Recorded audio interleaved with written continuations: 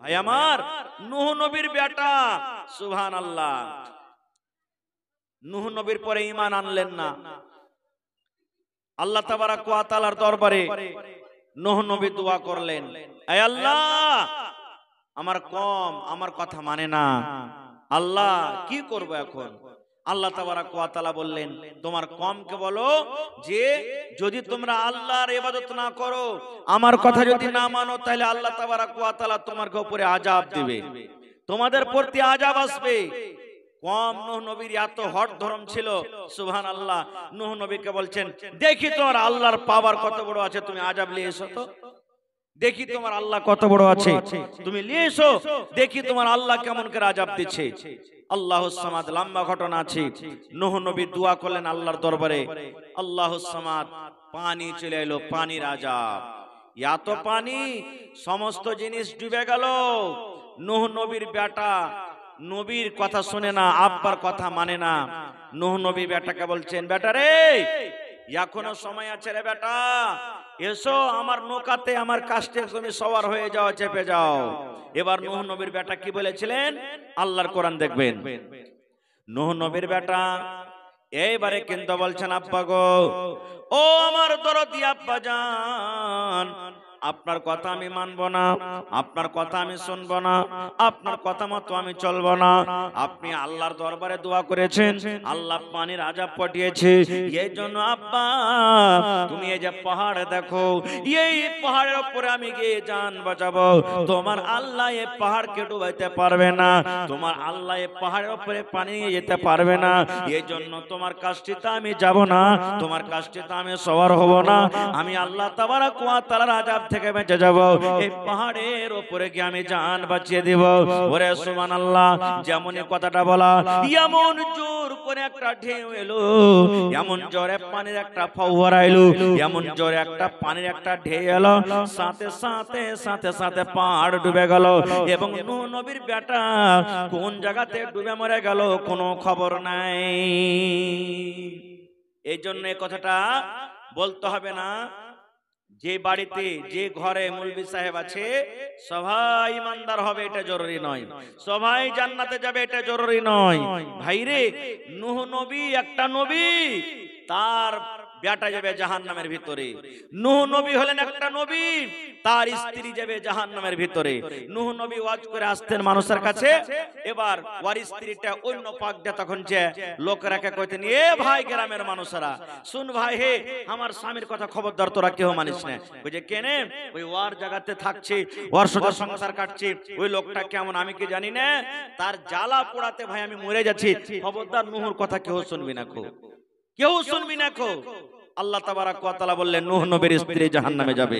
ফিরআউন যে একটা এত বড় রাজা, দুনিয়ার সমস্ত দুনিয়াতে ওই রাজা হয়েছিলেন, রাজস্বী করেছেন, সেই ফিরআউন জাহান্নামে যাবে, কিন্তু ফিরআউনের স্ত্রী আসিয়া জান্নাতের ভিতরে যাবে। ইব্রাহিম একটা নবী, সুবহানাল্লাহ, ইব্রাহিম নবী জান্নাতের ভিতরে যাবেন, আর ইব্রাহিম নবীর বাপ আজার জাহান্নামের ভিতরে যাবে। তো নবীজি নবী হওয়া থেকে নিয়ে হিজরত করা পর্যন্ত যত সূরা নাজিল হয়েছেন সমস্ত হলো মাক্কি, আর হিজরত করা থেকে নিয়ে মরা পর্যন্ত যত সূরা নাজিল হয়েছেন সমস্ত সূরা হলো কি মাদানী, চাহে যেখানে নাজিল হোক। এই জন্য দেখবেন কোরআন মাজিদে লেখা আছে সূরা মাক্কি কিংবা সূরা মাদানী। ভাই মুসলমান, এই সূরাটা মক্কাতে নাজিল হয়েছে। কেন নাজিল হইলো? আর একটা কথা বলে দিই ভাই, এই যে দিন পেয়েছি আমরা, শরীয়ত পেয়েছি, কোরআন পেয়েছি, অত সহজে আমরা পাইনি। এই দিনের জন্য, কোরআনের জন্য সাহাবায়ে কেরাম অনেক কষ্ট করেছেন, আল্লাহর নবী অনেক কষ্ট করেছেন। আল্লাহুস সামাদ, এই দিনের জন্য, কোরআনের জন্য তায়েফের মাটিতে নবীকে এত পাথর মেরেছিলেন, এত পাথর মেরেছিলেন, নবী যে বেহুশ হয়ে জমিনে পড়েছিলেন, আর যত নবীর গায়ে কাপড় ছিল সমস্ত কাপড় রক্তে রক্তিত হয়ে গেছিলেন, খুনে রঙে গেছিলেন, এত নবীকে কষ্ট দেওয়া হয়েছিল। ভাই মুসলমান, আজকে সেই দিন আমাদের বাড়িতে, আমাদের ঘরে আছে, যার কোনো মূল্য, যার কোনো দাম আমরা মুসলমান দিই না। ভাই মুসলমান, আল্লাহর নবী যখন নবী হলেন, ওই টাইমের ঘটনা, ওই যুগটা কেমন ছিল জানেন? সুবহানাল্লাহ, কেউ আল্লাহর পূজা করত না। খুব আল্লাহ তাবারাক ওয়া তাআলাকে বলে ভুলে গেছিল মানুষেরা। মায়ের পেট, দাঙ্গা ফাসাদ, লড়াই ঝগড়া, মদ, এই সমস্ত জিনিসেরা মানুষ পাগল হয়েছিল। আল্লাহ তাবারাক ওয়া তাআলার ইবাদত বান্দেগি না করে গাছ পাথর মূর্তির এই সমস্ত জিনিসের ইবাদত করত। কেউ আসমানের, কেউ আগুনের, কেউ জমিনের, কেউ তারার, কেউ সূর্যর, বিভিন্ন রকমের ইবাদত বান্দেগিরা মানুষরা করত। আল্লাহ তাবারাক ওয়া তাআলা কি জিনিস, আল্লাহর পাওয়ার কি, আল্লাহ বলে মানুষরা ভুলে গেছিল। আরো একটা কথা কি জানেন? যদি কোনো বাড়িতে মেয়ে জন্মগ্রহণ করত, ওই বেটি ছেলেটাকে, ওই বেটিকে জমিনে যখন একটু বড় হইতো, 5 বছর 7 বছর 10 বছর কার, বাপ কোদালে নিয়ে বেটিকে মাঠে জঙ্গলে একটা খাল করত, গর্ত করত, আর ওই বেটিকে জিন্দা জমিনে দফন করত। যদি কোনো মহিলার স্বামী মারা যেত, ওকে মনে করতো কি ডাহিন, ই স্বামী খাওয়ানি, পুরুষ খাওয়ানি, এই জন্য ওই মহিলাটাকেও দুনিয়াতে রাখতো না, কিংবা যদি রাখতো তো অনেক রকমের কষ্ট দিত তাকে। ভাই আমার, এক কথাই পৃথিবীতে এমন কোন পাপ, পৃথিবীতে এমন কোন গুনাহ ছিল না যেই গুনাহ মক্কার লোক করতো না। এরকম টাইমে আমাদের শেষ নবী মা আমিনার লাল নবী মুহাম্মদ সাল্লাল্লাহু আলাইহি সাল্লামকে আল্লাহ তাবারাক ওয়া তাআলা দুনিয়াতে পাঠালেন। আস্তে আস্তে আস্তে নবীজি বড় হলেন। নবীজির যখন বয়স 40 বছরকার, আল্লাহ তাবারাক ওয়া তাআলা কোরআনের সব থেকে সূরা যেটা আগে নাজিল হয়েছে সেটা হলো কি ইকরা, মানে সূরাতুল আলাক। পড়ার ব্যাপারে নাজিল হয়েছে, পড়ার ব্যাপারে আল্লাহ তাবারাক ওয়া তাআলা নাজিল করলেন। এই করে করে করে আল্লাহ তাবারাক ওয়া তাআলা নবীকে বললেন কি, এই আমার নবী,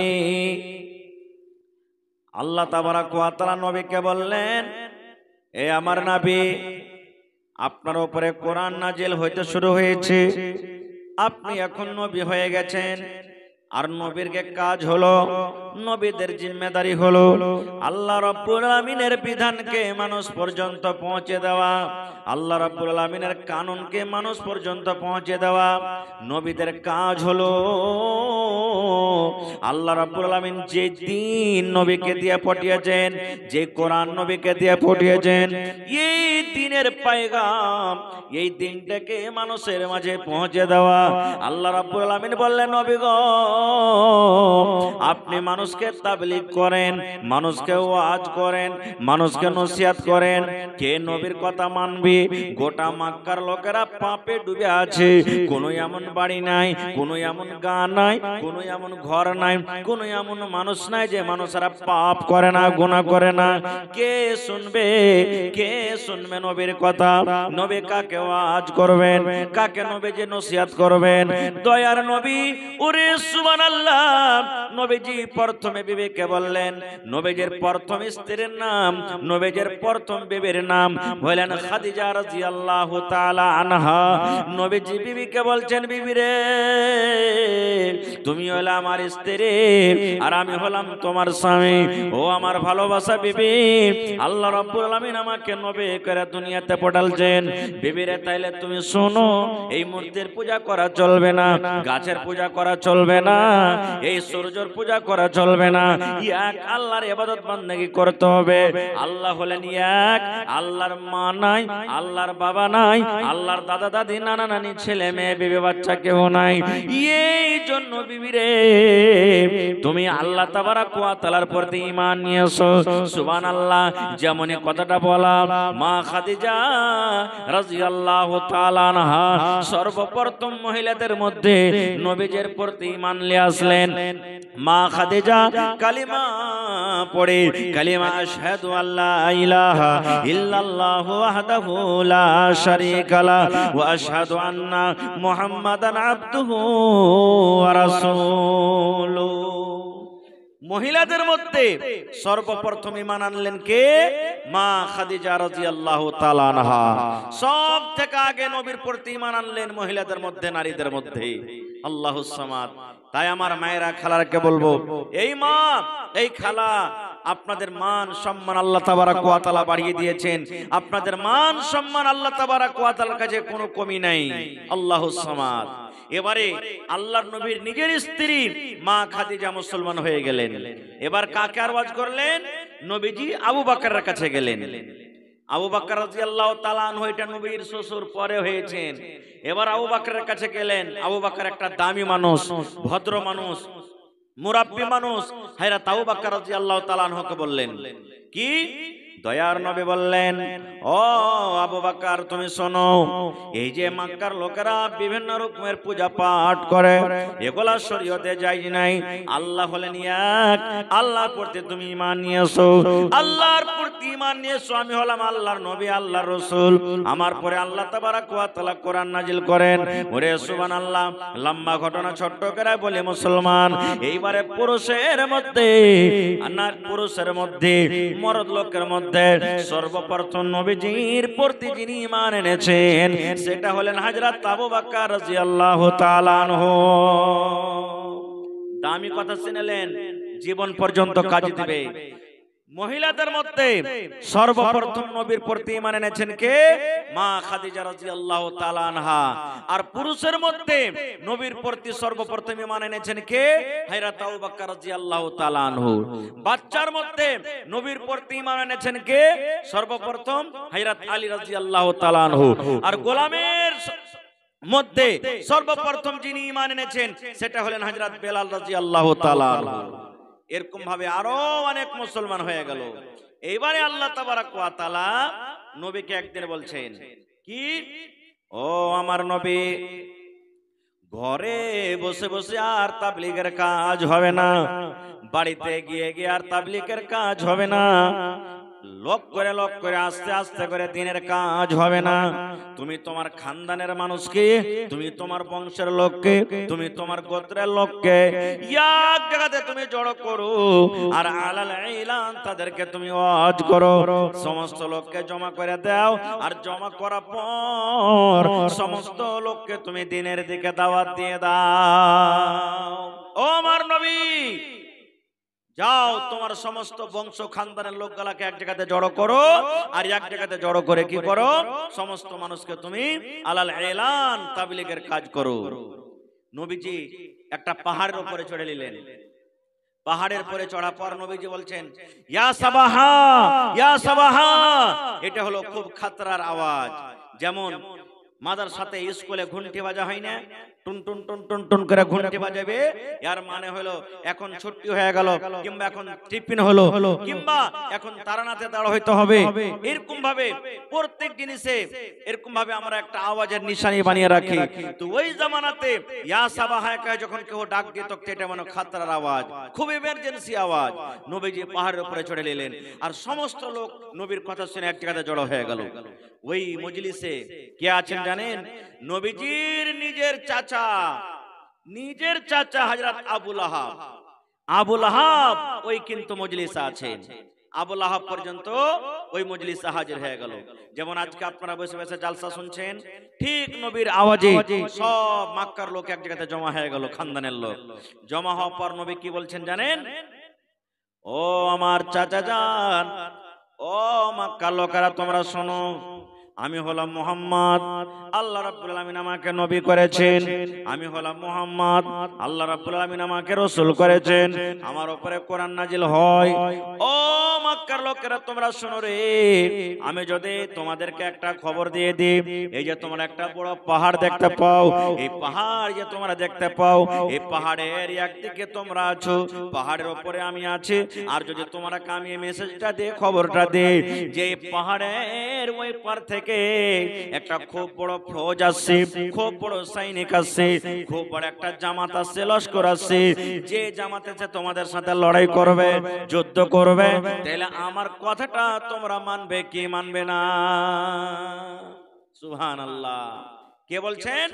নবীজি পাহাড়ের উপরে চড়ে বলছেন, ও মক্কার লোকেরা, আমি যদি নবী তোমাদেরকে বলি যে পাহাড়ের পিছন থেকে ওই পার থেকে খুব একটা বড় জামাত আসছে, যে জামাত তোমাদের সাথে লড়াই করবে, যুদ্ধ করবে, তোমরা কি বিশ্বাস করবে?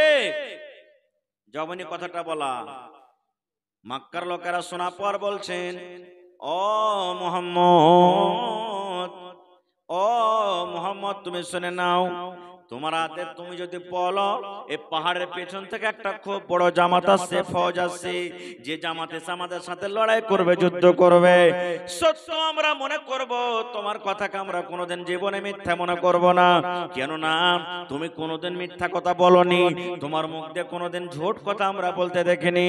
এই জন্য তুমি যদি বলো এই পাহাড়ের পেছন থেকে একটা খুব বড় জামাত আসছে লড়াই করার জন্য, আমরা মেনে নিলাম, মেনে নিলাম, মেনে নিলাম। ওরে সুবহানাল্লাহ, যেমনই কথাটা বলা, আল্লাহর নবীর চাচা, নিজের চাচা, কোন চাস্তো চাচা নয়, কোন লোক নয়, নবীজের নিজের চাচা আবু লাহাব, যার আসল নাম হলো আব্দুল উজ্জা, তার আসল নাম হলো আব্দুল উজ্জা, নবীজের নিজের চাচা আবু লাহাব তখন বলছেন, ভাতিজা রে, তুমি এই জন্য আমাদেরকে ডেকেছিলে, এই কথাগুলা বলার জন্য তুমি ডেকেছিলে, এই কথাগুলা তোমার শুনতে ভালো লাগে না, এই কথা তুমি কেনে বললে? তুমি হালাক হয়ে যাও, তুমি বরবাদ হয়ে যাও, তুমি হালাক হয়ে যাও, বরবাদ হয়ে যাও, ধ্বংস হয়ে যাও, তুমি কি আর কোনো কথা পাওনি? তুমি এই কথা বলার জন্য তুমি আমাদেরকে জড়ো করেছো। সুবহানাল্লাহ, নিজের চাচা দুশমন হয়ে গেল, নবীর জন্য নিজের চাচা দুশমন হয়ে গেল। আর তে বলছে, ভাতিজা মুহাম্মদ, এই কথা বলার জন্য তুমি আমাদেরকে ডাক দিয়েছো যে এক আল্লাহর পূজা করো, হাট, তুমি হালাক হয়ে যাও, বরবাদ হয়ে যাও, বদদুয়া দিয়েছেন চাচাতে। সুবহানাল্লাহ, যেমনই আবু লাহাবের মুখে কথাটা বের হইল, আল্লাহুস সামাদ, আল্লাহ তাবারাক ওয়া তাআলা জিবরিল ফেরেশতাকে ডাকতে বলছেন, ও আমার ফেরেশতা জিবরিল, যাও যাও, কোরআনের ভিতরে এই যে সূরাতুল লাহাব আছে, এই সূরাতুল লাহাব আমার নবীর উপরে তুমি নাজিল করে দাও। সঙ্গে সঙ্গে হযরত জিবরিল আলাইহিস সালাম এলেন, আর আসার পর এই গোটা সূরা নবীকে শুনিয়ে দিলেন। কি শোনালেন? তাব্বাত ইয়াদা আবি লাহাবিন ওয়া তাব। আল্লাহ তাবারাক ওয়া তাআলা বলে দিলেন, হে নবী, আপনি শুনিয়ে দেন আবু লাহাবকে, আপনি আপনার উম্মতকে শুনিয়ে দেন, জানিয়ে দেন যে আবু লাহাব আপনার জন্য বদদুয়া করেছে। আমি আল্লাহ তাবারাক ওয়া তাআলা শিখিয়ে দিয়েছি, তাদেরকে বলে দাও যে তাব্বাত ইয়াদা আবি লাহাব, আবু লাহাবের দুখানটা হাত হালাক হয়ে যাক, বরবাদ হয়ে যাক, ও তোমার জন্য বদদুয়া করেছে, ওর বদদুয়াতে কোনো যায় আসে না। আমি আল্লাহ তাবারাক ওয়া তাআলা তাকে বলছি যে তুমি মেসেজ দিয়ে দাও, আবু লাহাবকে শুনিয়ে দাও যে আবু লাহাব তোমার দুখানটা হাত হালাক বরবাদ হয়ে যায়। এই কথাটা হাতের কথা আছে, কিন্তু হাত থেকে মুরাদ হলো কি গোটা শরীরটা, মানে আবু লাহাব তুমি হালাক বরবাদ হয়ে যাও আর তুমি ধ্বংস হয়ে যাও। আল্লাহ তাবারাক ওয়া তাআলা কোরআন মাজিদে নাজিল করে দিলেন। ভাইরে, তাহলে এই আয়াত থেকে আমরা কি বুঝতে পারলাম? যে আল্লাহ তাবারাক ওয়া তাআলা সুবহানাল্লাহ এই দিনের জন্য নবীজি অনেক কষ্ট করেছেন। দ্বিতীয় কথা, আমি আপনি যাকে চাহাবো সেই দিন কবুল করবে, সেই ভালো রাস্তাতে চলবে, এটা কিন্তু জরুরি নয়। আল্লাহ তাবারাক ওয়া তাআলা যাকে চাইবেন, আল্লাহ যাকে ভালোবাসেন, সেই হেদায়েত পাবে। এবং সাথে সাথে আর একটা কথা কি জানেন? আল্লাহ রাব্বুল আলামিন আরো একটা কথা বলেন, তাব্বাত ইয়াদা আবি লাহাবিন ওয়া তাব। আল্লাহ তাবারাক ওয়া তাআলা এই আয়াতে কথাটা বললেন। দুই নম্বরে আল্লাহ তাবারাক ওয়া তাআলা বলেন, মা আগনা আনহু মালুহু ওয়া মা কাসাব। হে নবী, আপনি জানিয়ে দেন, এই আবু জাহাল যে মাল জমা করেছে, আবু জাহাল বাড়ি করেছে, আবু জাহাল জমি করেছে, আবু জাহাল উট করেছে, এই সমস্ত মাল তাকে বাঁচাতে পারবে না, তাকে বাঁচাতে পারবে না। ওয়া আমরাতুহু, এবং আবু লাহাবের বিবি যে আছে উম্মে জামিল, যার নাম, সেই হালাক হয়ে যাবে, বরবাদ হয়ে যাবে, সেও কিন্তু বাঁচতে পারবে না। যেমন আবু লাহাব নবীর সাথে দুশমনি করতেন, সাথে সাথে আবু লাহাবের স্ত্রী উম্মে জামিল বিনত হারব, এটা নবীজির নিজের চাচী, নবীকে কষ্ট দিতেন। কেমন কষ্ট জানেন? সুবহানাল্লাহ। নবীর জন্য কেমন কষ্ট, কেমন বড় দুশমন ছিলেন। আল্লাহর নবী যখন মানুষকে ওয়াজ করতেন, নসিহত করতেন, ওয়াজ করে যখন বাড়ির ভিতরে চলে আসতেন, তখন ওই উম্মে জামিল আবু লাহাবের স্ত্রী নবীর খেলাফে সাজিশ করত, নবীর ব্যাপারে সাজিশ করত। আর লোকেরাকে বলতো, এই মক্কার লোকেরা, তোমরা কি মুহাম্মদ ছেলেটাকে দেখতে পাওনি? মুহাম্মদ ছেলেটাকে তোমরা কি জানো না? মুহাম্মদ ছেলেটাকে কেমন তোমরা কি শোনো না, জানো না? এই মুহাম্মদের ব্যাপারে মানুষের সামনে গিয়ে গিয়ে চুগলখড়ি করত, নবীর ব্যাপারে গীবত করত। আল্লাহুস সামাদ। নবীর ব্যাপারে চুগলখড়ি করত আর গীবত করত। মুহাম্মদ ছেলেটা এরকম। আপনারা বসেন সবাই, মৌলানা আইলেন, আপনাদের সামনে আসবেন, আপনাদের জন্য এসেছেন, এই জন্য আপনারা সামনে ভালো হয়ে বসে যান। আপনারা মৌলানাকে বসার যেখানে জায়গা আছে দেন, আর বাকি মানুষ বসেন আপনারা। ভাই মুসলমান, তাহলে নবীর জন্য যেমন আবু লাহাব সব থেকে বড় দুশমন ছিল, এই মতো নবীজির চাচি আবু লাহাবের স্ত্রী নবীর জন্য বড় দুশমন। আবু লাহাব জাহান্নামের ভিতরে যাবে, জাহান্নামের আগুনে জ্বলবে, এবং আবু লাহাবের স্ত্রী নবীর চাচি, সেও কিন্তু জাহান্নামের ভিতরে জ্বলবে। আজ হতভাগা মুসলমান, আজকে ঠিক আমরা মুসলমান একটা মডেলের আরেক মডেল গীবত করি, একটা হাজী সাহেবের ব্যাপারে আরেকটা হাজী সাহেব গীবত করি, একটা মৌলবীর আরেকটা মৌলবীর ব্যাপারে গীবত করি, এক নামাজের আরেক নামাজের ব্যাপারে গীবত করি। এই গীবত চুগলখড়ি করে করে আমাদের সংসারটা, আমাদের এই টাইমটা কিন্তু কেটে যায়। ভাইরা আমার, মায়েরা, খেলারা শোনেন, আল্লাহর নবী বলেছেন নূহ নবীর স্ত্রী জান্নাতের ভিতরে যাবে না। নূহ নবীর স্ত্রী জান্নাতের ভিতরে যাবে না রে, জান্নাতের ভিতরে যাবে না। একটা হলেন নূহ নবী। ওরে আল্লাহ, কত বড় নবী, যাকে সানি আদম বলা হয়েছে, এত বড় নবী। আল্লাহ রাব্বুল আলামিন তাকে অনেক হায়াত দিয়েছিলেন। সেই নূহ নবীর স্ত্রী জান্নাতের ভিতরে যাবে না, জান্নাতের ভিতরে যাবে না, জাহান্নামের আগুনে জ্বলবে। এই মতো আবু লাহাবের স্ত্রী জাহান্নামের ভিতরে জ্বলবে। আর ফেরাউন একটা বাদশা, ওরে সুবহানাল্লাহ, এত বড় বাদশা, এত বড় বাদশা, সেই ফেরাউন বাদশা যে নিজে ভগবান বলে দাবি করেছিল, যে নিজে আল্লাহ বলে দাবি করেছিল, যে ফেরাউন বলেছিল আনা রাব্বুকুমুল আলা, যে নিজে বলেছিল আমি হলাম আল্লাহ, আমি হলাম রব, আমি হলাম খোদা। কিন্তু সুবহানাল্লাহ, ওই ফেরাউন জাহান্নামের আগুনে পড়বে, ওই ফেরাউন জাহান্নামের আগুনে যাবে। কিন্তু ওই ফেরাউনের স্ত্রী বিবি আসিয়া জান্নাতের ভিতরে যাবে। ফেরাউন জাহান্নামের ভিতরে যাবে, আর ফেরাউনের স্ত্রী আসিয়া জান্নাতের ভিতরে যাবে। সুবহানাল্লাহ। এই জন্য মায়েরা, খালারাকে বলবো যে কোনো যদি মা নমাজ পড়ছেন, কোন যদি আমার বোন নমাজ পড়ছেন, ভালো কাজ করছেন, আর তার স্বামীটা নমাজ পড়ে না, তাহলে তার কারণে আল্লাহ তাবারাক ওয়া তাআলা তাকে জাহান্নামে দিবেন না। কিংবা কোন ভাই ভালো কাজ করছেন, নেক আমল করছেন, স্ত্রীটা তার কথা মানে না, নমাজ রোজার সাথে কোনো মতলব নেই, দ্বীনের সাথে কোনো মতলব নেই, তার কারণে আল্লাহ তাবারাক ওয়া তাআলা পুরুষটাকে জাহান্নামে দিবে, এরকম কোনো কথা নাই। কিন্তু হ্যাঁ, নিজের স্ত্রী যদি নমাজ না পড়ে তাকে বলতে হবে, নিজের স্ত্রী যদি নামাজ না পড়ে তাকে বুঝাইতে হবে, নামাজের দিকে ডাকতে হবে, নামাজের জন্য তাকে বলতে হবে, দ্বীনের দিকে তাকে ডাকতে হবে, দ্বীনের উপরে তাকে বলার জন্য ওয়াজ করতে হবে, নসিহত করতে হবে। এটা হলো একটা পুরুষের উপরে জিম্মেদারি, পুরুষের উপরে দায়িত্ব।